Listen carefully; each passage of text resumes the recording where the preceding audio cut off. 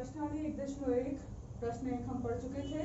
प्रश्न 2, दर्शाइए कि कोई भी धनात्मक विषम पूर्णांक 6q + 1 या 6q + 3 या 6q + 5 के रूप का होता है जहां q कोई पूर्णांक है।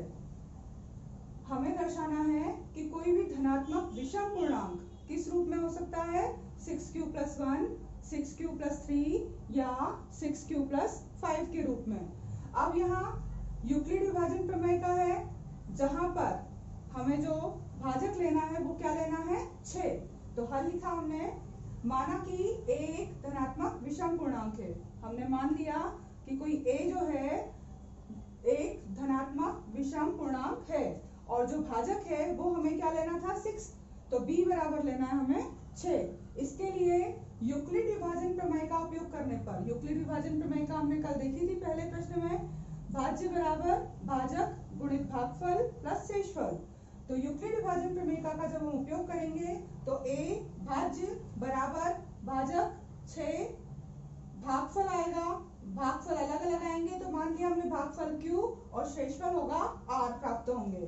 अब जहां पर r जो हमेशा शेषफल होता है वो हमेशा भाजक से क्या होता है, कम आता है। तो हमें ज्ञात है कि शेषफल r हमेशा भाजक 6 से कम होगा। 6 से कम होगा तो क्या आ सकता है शेषफल, 1, 2, 3, 4, 5 या 0 भी। जब भाग पूरा पूरा चला आता है तो शेषफल 0 आता है, या फिर जब हम 6 से भाग दे रहे हैं किसी संख्या में तो शेषफल क्या हो सकते हैं, 0 के अलावा 1, 2, 3, 4, 5, 6 नहीं हो सकता। अगर 6 होगा तो भाग तो फिर एक बार और चला जाएगा ना पूरा, तो 6 से छोटे होंगे, 0 से लेकर 5 तक। तो अब अगर हम शेषफल 0 मान लेते हैं कि भाग पूरा पूरा गया है किसी पूर्णांक a में, तो जब r 0 आया है तब कंडीशन क्या बनी होगी यूक्लिड विभाजन की, a बराबर 6q + 0। अब 0 है प्लस में तो उसको हम लिख भी सकते हैं कि a बराबर 6q, 0 हट गया। अब यदि r शेषफल किसी कंडीशन में 1 आया होगा, शेषफल बचा होगा 1, तब r बराबर अगर 1 आया होगा तो कंडीशन क्या होगी, a बराबर 6q + 1, यानी कि भाज्य बराबर भाजक 6, भागफल कोई है q और शेषफल क्या है 1।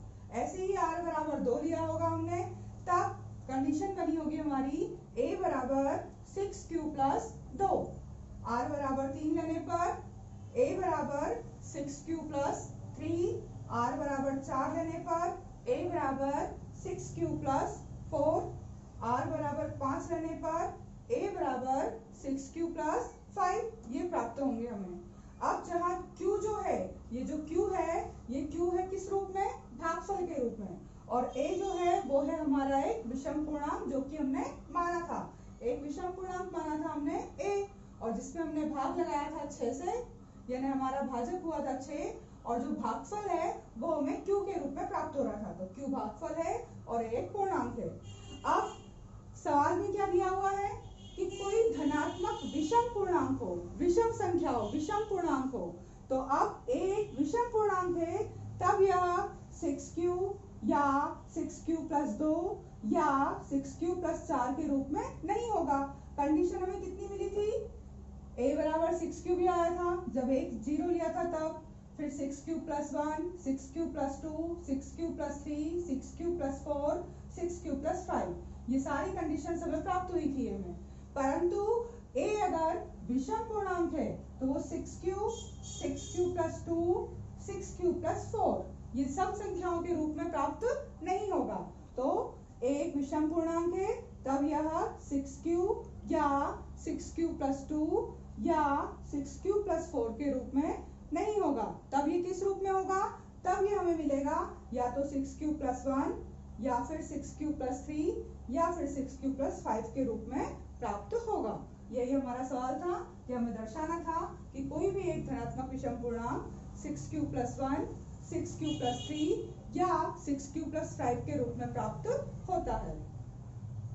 आशा है आपको समझ में आया होगा।